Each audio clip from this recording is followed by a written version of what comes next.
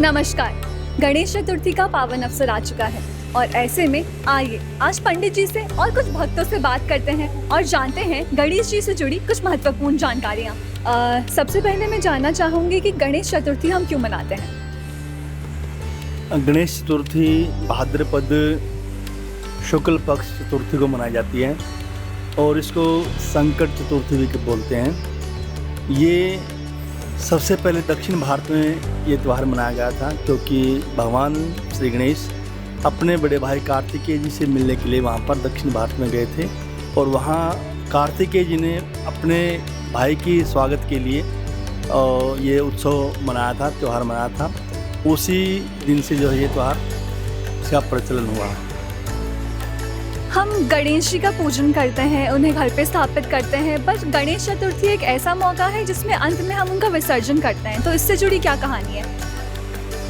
शास्त्र के अनुसार तो गणेश जी का विसर्जन नहीं किया जाता क्योंकि कोई भी हम अनुष्ठान करते हैं तो उसमें लास्ट में जब विसर्जन करते हैं तो ये कहते हैं कि गणेश अंबिका कुबेर सहित हमारे घर में निवास करें, अन्य सभी देवता अपने स्थान पर चले जाएं।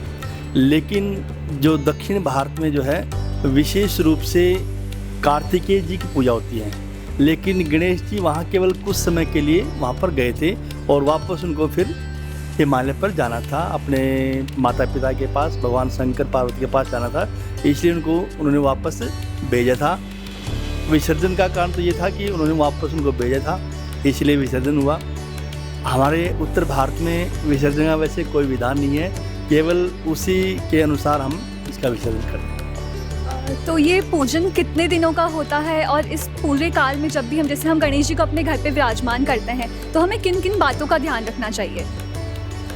गणेश उत्सव विशेष रूप से 10 दिन के लिए होता है, चतुर्थी से लेकर और चतुर्दशी तक ये उत्सव मनाया जाता है और इस दौरान हमें विशेष रूप से भगवान को मोदक का भोग लाया जाता है, दुर्वा चढ़ाई जाती है वंश वृद्धि के लिए, सुख समृद्धि के लिए, सुख शांति के लिए, क्योंकि भगवान गणेश रिद्धि सिद्धि के दाता हैं और संकट नाशन हैं। इसलिए संकटों की निवृत्ति के लिए, रिद्धि सिद्धि की प्राप्ति के लिए हम भगवान गणेश की पूजा करते हैं। और जब ये हम उत्सव मनाएं तो हम विशेष रूप से किसी प्रकार की जो नशीली वस्तु का प्रयोग न करें, मादक वस्तु का प्रयोग न करें, शुद्ध आहार, हमारा आचार और विचार शुद्ध रहे, इसलिए हमें शुद्ध भोजन करना चाहिए। बहुत बहुत शुक्रिया। सबसे पहले मैं आपसे जानना चाहूँगी कि हर पूजन में हर चीज़ के शुभ कार्य की शुरुआत हम गणेश जी के पूजन से करते हैं, ऐसा क्यों। इसलिए क्योंकि वो प्रथम पूजनीय और भोलेनाथ ने उनको खुद आशीर्वाद दिया था, क्योंकि उन्होंने उनकी परिक्रमा करी थी, पूरे उसकी 7 परिक्रमा, ये भी आपको कथा पता होगी, तो इसीलिए वो प्रथम पूजनीय है। गणेश जी को विघ्नहर्ता क्यों कहते हैं। बेटा विघ्नहर्ता इसलिए बोलते हैं क्योंकि वो हमारे विघ्न हरने वाले हैं, मतलब गणेश जी महाराज। और कभी भी कोई शुभ काम होता है तो गणेश जी ही का सबसे पहले मतलब नाम लिया जाता है और तभी हमारे सारे पूरा काम होते हैं, इसलिए उनको विघ्नहर्ता बोलते हैं। आप हमें गणेश जी के कुछ और नाम, जैसे हम गणेश कहते हैं, उसके साथ उनके और भी कई नाम हैं, तो आप उनमें से कुछ हमें बताइए। गजानन, लबोदर और विघ्नहर्ता। गणेश जी तो है ही उनके नाम, वैसे याद नहीं है बेटा, हैं उनके नाम 11-12 नाम हैं, लेकिन जितने मेरे को नाम इस वक्त लड्डू, मोदक भी बोलते हैं उनको एक तरह से गणेश जी महाराज को। आंटी, गणेश जी को मोदक का भोग लगाया जाता है खास तौर पे जब भी हम गणेश पूजन करते हैं, तो मोदक ही क्यों। वो जब इनका जन्म हुआ था तो पार्वती जी ने सबसे पहले उनको लड्डुओं का ही भोग लगाया था गणेश जी महाराज को, इसलिए तब से उनको हर उसमें लड्डू का ही भोग लगता है। गणेश जी को विघ्नहर्ता क्यों कहते हैं।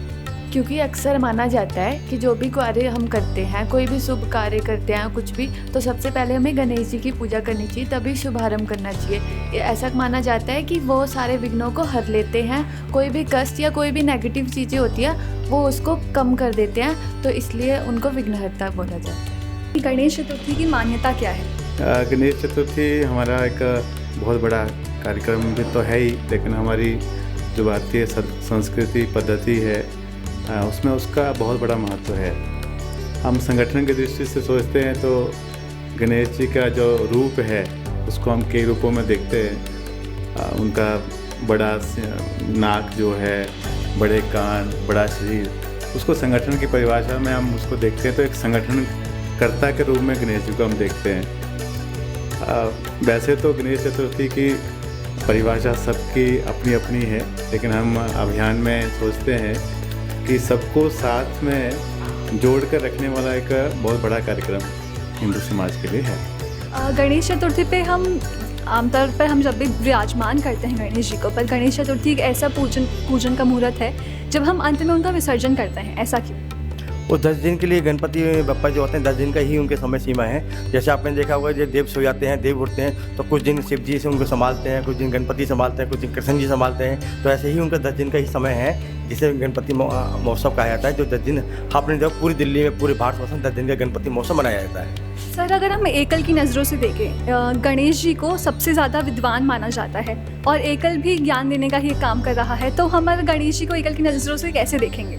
वो गणेश जी अपने बुद्धि की विदाता है, लक्ष्मी जी धन की विदाता है। जैसे तो बल बुद्धि विद्या देहि मूहि में कर, तो उस हिसाब से अपने गणपति की बुद्धि सबको देते हैं। तो हम लोग गणेश चतुर्थी के मौके पे गणेश जी का जो हम विराजमान करते हैं वो कितने दिनों की पूजा होती है? वो 9 दिन की होती है, 10 दिन की करते हैं।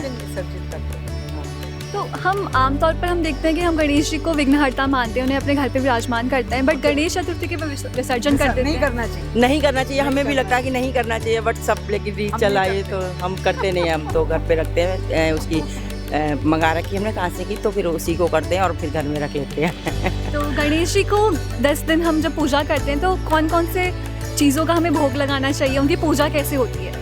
ये धूप का होता है कि धूप की पूजा होती है, लड्डू मोदक हो गए, मोदक वगैरह हो गए, लड्डू हो गए, बेसन के हो गए, जो उनका प्रसाद है उसी से लगाते हैं। रोज़ रोज़ अलग अलग तरह के कई बार लगाते हैं, जैसे ब्रेकफास्ट हो गया, लंच हो गया, डिनर हो गया, ये सारा करते हैं।